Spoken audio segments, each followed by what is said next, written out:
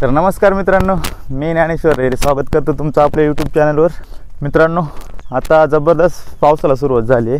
मस्तपैकी पाऊस पडतोय आता, नाही म्हणजे पावसाळा चालू झाले।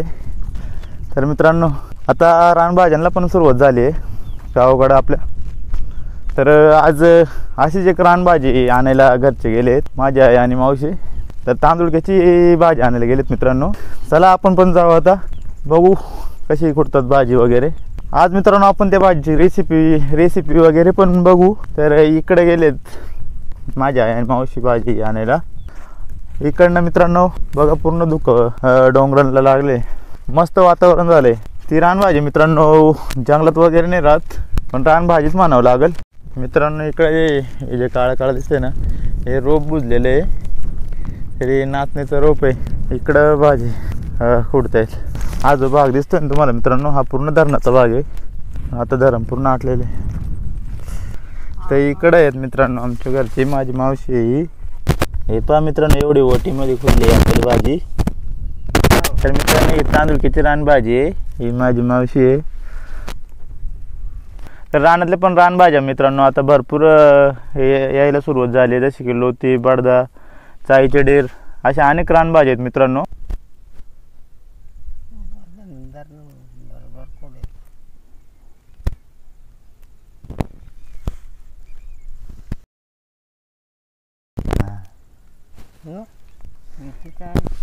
मित्रांनो, या रानभाजी ओळख बघा एकदम कशी आहे,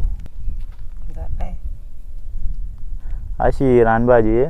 ही पहा मित्रांनो, एकदम ओटीभर फोडलेली आहे आपली तांदूळक्याची भाजी। तर ही माझी मावशी आणि माझी आई आहे। मावशी बऱ्याच दिवसातून आमच्या इकडे आले मित्रांनो, त्यामुळे आता दोघी बहिणी भाजी खोडायला आलेत।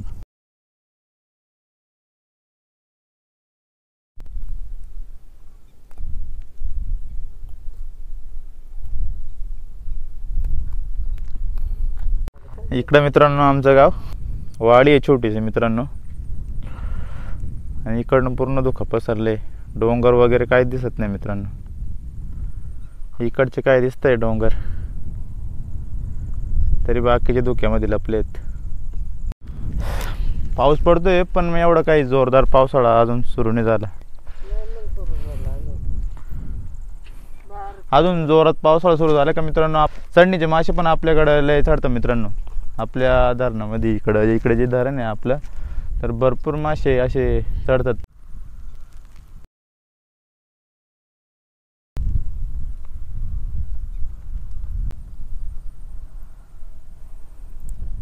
तर पावसाळ्यातली ती पण रानभाजी एक।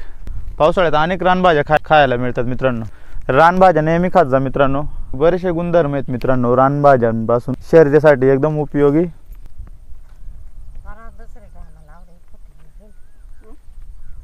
मित्रांनो, मला एकदम उशिरा कळालं भाजी खोडायला आलीत म्हणून मी आता आलो। तर बरीचशी भाजी खुडली आहे।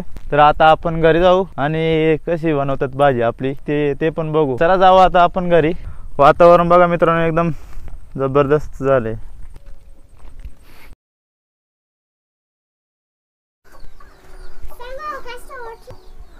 तर मित्रांनो आता आलोय घरी, हे आपल्या गरीबाचं घर। मित्रांनो, आपली ही रानभाजी आहे ना, सुरुवातीला अशी झटकून घ्यायची, जेणेकरून त्याची जी माती आहे ना ती खाली पडेल। पूर्णपणे अशी माती पूर्ण निघून गेली पाहिजे।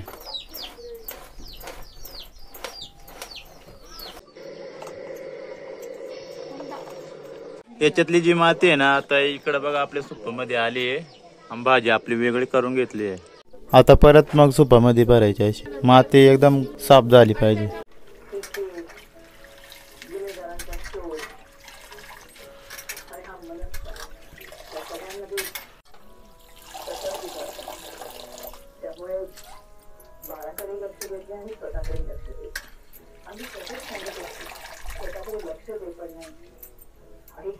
आपली भाजी 2 पाण्याने मस्त स्वच्छ धुवून घेतली। आता बिना तेलाचा आपला कांदा आणि हिरवी मिरची भाजून घेतली। आता कढईमध्ये तेल टाकले। आता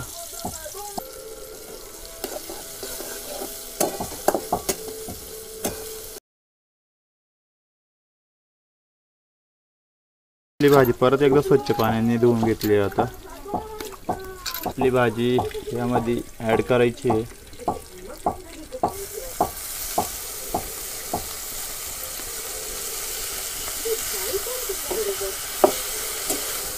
भरपूर भाजी आणली मित्रांनो आपण.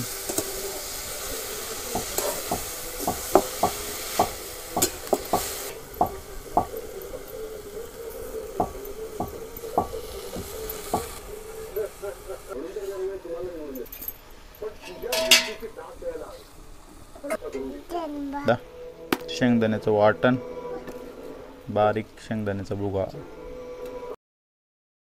थोडा वेळ झाकण ठेवायचं आपल्याला. आपलं झाकण काढून घेतले. आपली भाजी वाफली. आता परत मिक्स करून घ्यायची. मीठ टाकले. आता मीठ पण मिक्स करून घ्यायचं भाजीमध्ये लगेच.